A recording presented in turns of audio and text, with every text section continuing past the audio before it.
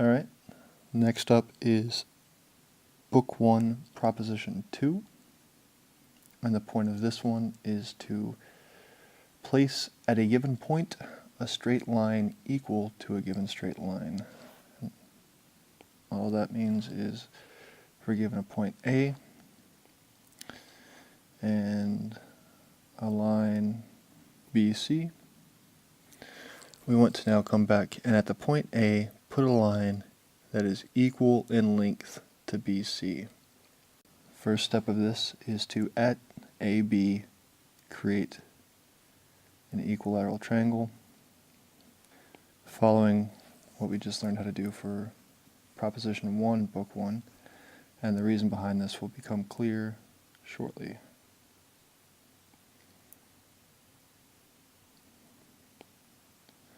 And I'm trying my best not to move the points around, and until I become proficient at it, we'll just have to imagine that I am not in fact doing that, and that whatever they're changed to be is what they always were, somewhat a la 1984.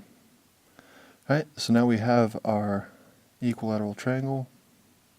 Get rid of these circles here, we don't need them anymore. And having drawn that, the next thing we need to do is extend the lines DB and DA off into the distance a sufficient length, which we'll only know it's insufficient if we try and do the next steps and find them to be lacking. So we'll just at D, draw a point over here, which try to make it collinear with DA, and similarly D come off to some point F and make it collinear with DB. Right about there works.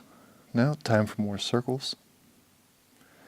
So at B we create a circle centered at B, radius BC, and we look for where this circle intersects the line DF, and we put us a point there. We look at D and we put another circle at D, and this time our radius is going to be the length DG.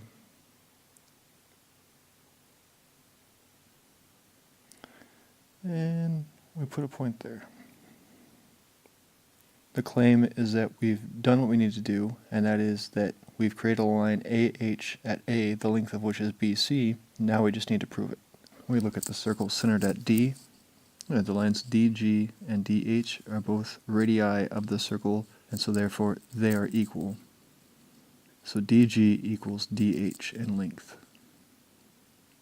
But DH is actually equal to DA plus AH, and DG is equal to DB plus BG.